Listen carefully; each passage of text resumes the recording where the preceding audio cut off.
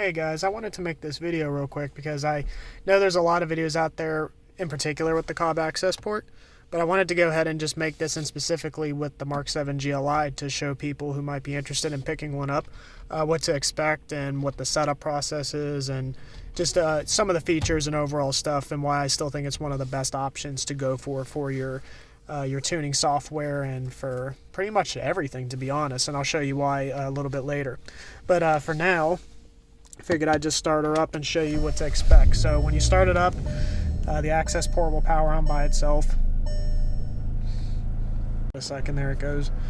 The only thing I hate though is, for whatever reason, it shows the GTI instead of the GLI. I guess, I don't know if COBB was too lazy to change the picture for the GLI, or if they literally just are using the MK7 GTI Accessport and just change the code to GLI, but whatever. Anyways, here's what to expect whenever you first boot it up. So here's your settings. You got gauges to monitor the vehicle, performance for your 0 to 60s and whatnot. You got your troubleshooting, which is my favorite feature, so you can clear your check engine lights and read any fault codes that you might have that pop up on the dash, tuning the vehicle itself, and then to uninstall. So I'll go through some of these real quick. Here's the tune part. Right now I have the DSG map through COBB, so if you do opt for that, you will get this unlocked with DSG Tuning, and mine's running the COBB aggressive DSG map currently right now, so it's going to identify it. Takes a second for it to read it. Please wait while the map files are loaded. And see, I'm running right now COBB aggressive V1 for the DSG map. And then you can switch it up. You can do OEM Plus if you don't want it to be too aggressive, because I will admit, when you're shifting these paddles, I mean, it slams into gear. I mean, it's not subtle at all. Like, you will feel it hit into gear. So but for me, since I'm running a lot of power in this car, I don't mind it, and it kind of gives it a little more drama. But the OEM Plus is just slightly better than your stock. Sport is kind of your all-arounder, where it's not, doesn't feel like stock, but doesn't feel aggressive. It's kind of right in the middle. And then simulated stock gives you all the benefits, but without any of the, the thunking of the shifting or whatever. So there's your DSG maps. If you decide to go with them, you do have to go with DSG Tuning if you do serious modifications to your car.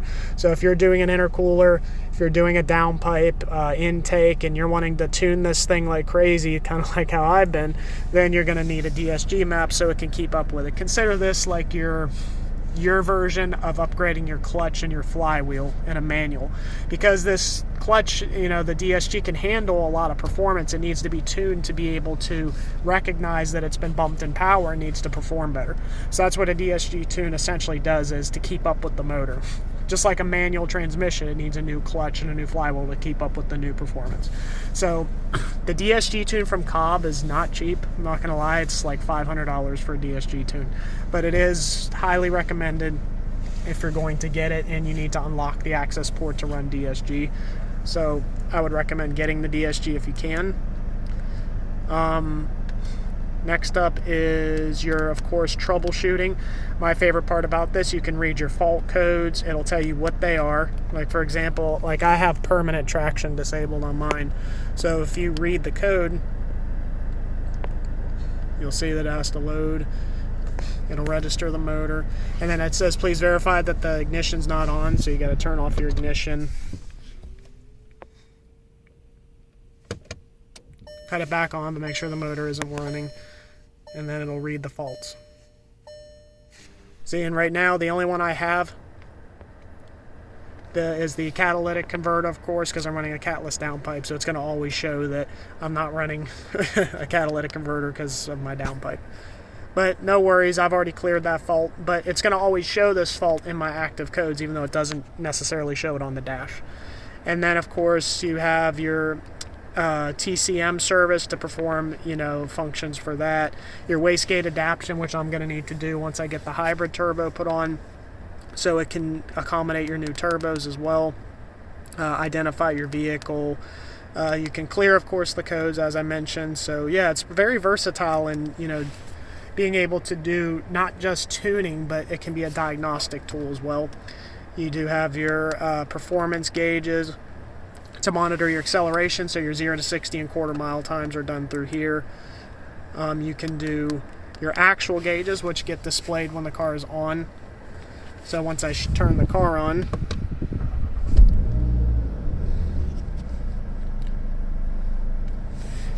it'll measure all your stuff. Now I have it set up for my AFR, for my intake, boost gauge, and oil temperature, coolant temperature, tire pressure system, and my vehicle speed.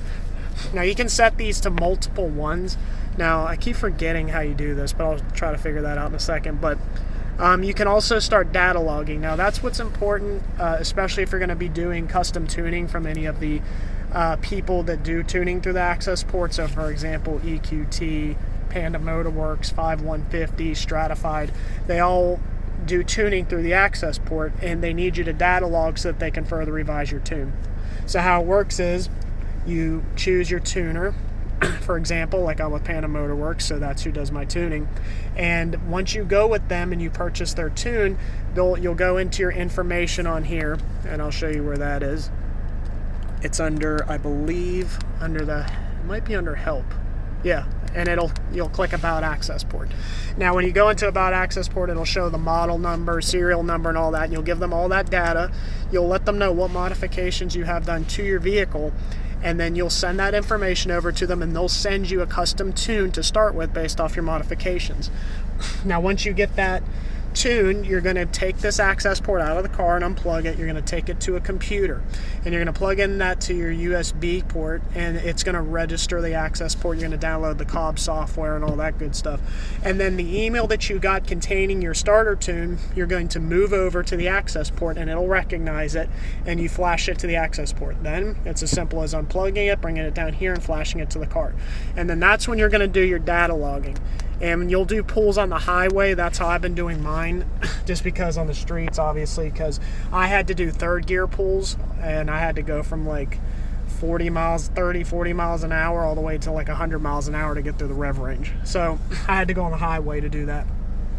But once you get all that done, you'll then send it back over to them, and they'll revise it, and then it's pretty much a rinse and repeat until you get your revisions done. So for me, for example, you go under my tuning and you go to the ECU map, it'll identify the ECU for you. And as you can see right here, here's all your tunes. Now right here you can see I'm Panda tuned at GLI. Tyler is my name.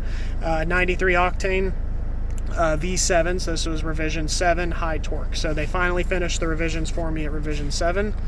And as I said, now I make around 390 pound-feet of torque and around 320-ish at the wheels as I sit right now. And then stage 0 is, to be honest, I never ran stage 0, so I'm not too sure what it even does, if anything. But stage 1, I know, 91 and 93, depending on where you live and what gas you have, is your baseline tune. So pretty much you don't require anything. It just wakes your car up and gets it going. And then stage 2 is when you get an intercooler, and it bumps up, of course, the power for that. And then stage 3 is when you get your downpipe and exhaust and all that other good stuff. And I don't recommend running stage 2 or 3. As I've said in my other videos, they run really hot, and my coolant temperatures and engine oil temperatures were skyrocketing on those.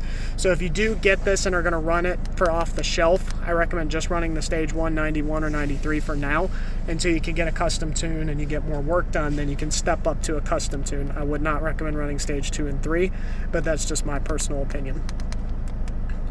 And then yeah, then you can exit out of here, and like I said, you can go to your gauges, and under your gauges you can change these. You can do numerous gauges. If you go up to the setup here, you can change the unit scheme, you can change the gauge layout and how many gauges you want displayed. I have 5 set for mine, but you can set it for 6 gauges or whatever you want to set it for.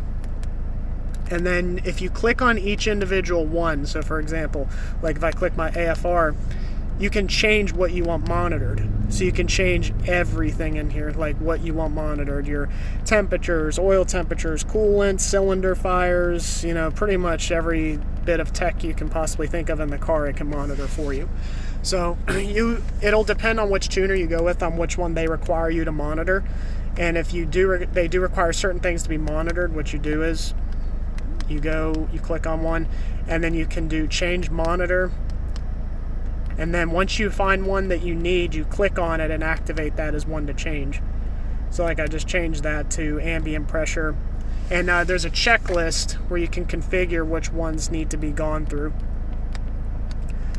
If I'm not mistaken, sorry, it's been a while since I've had to do this. Let's see, change units, change gauge log, configure data logging. Oh yeah, here it is. So as you can see, AFR is what I was required to set. Anything you see green is what I was required to set. And they'll have you go down the whole list and they'll tell you what you need to have checked off to do your tuning. So again, everything's pretty straightforward. It's not too complicated. I learned everything myself within, you know, about an hour playing around with it. But I wanted to just do this video for those of you who might be considering the Accessport, what to expect. Again, it's a very good setup. I chose it for the convenience purposes. It's not too big. It sits right there. It comes with its own little mounting stand. And it just fits in really well with the rest of the gauge setup. It's not in the way or anything like that. And you can flash your tunes on the fly. Like I said, read your codes. It's just very versatile in what it does. So in my opinion, it's worth the money. If you want something for your tuning, or if you're not going to tune, you can just get it for your diagnostics. Just run the off the shelf and just leave it at that. But it's good for someone who wants a starting point, and it goes all the way up to professional use. So it's very versatile in everything that it does. So I wanted to do this video again just for those who might be curious about picking this up, what to expect. If you have any other questions about the Accessport, just leave a comment, and I'll try my best to answer any questions about the Accessport. But that's pretty much everything, and it's straightforward if you ever wanted to sell it too, because you can uninstall this from your vehicle and you can sell it off to get your money back out of it. So it's pretty much the real deal in my opinion for the Mark 7 platform, and I'll continue to use this going into all my future tuning and diagnostics and all that good stuff. But anyways guys, that's it for this video. Like I said, if you have any questions, just comment below and I'll do my best to respond to you.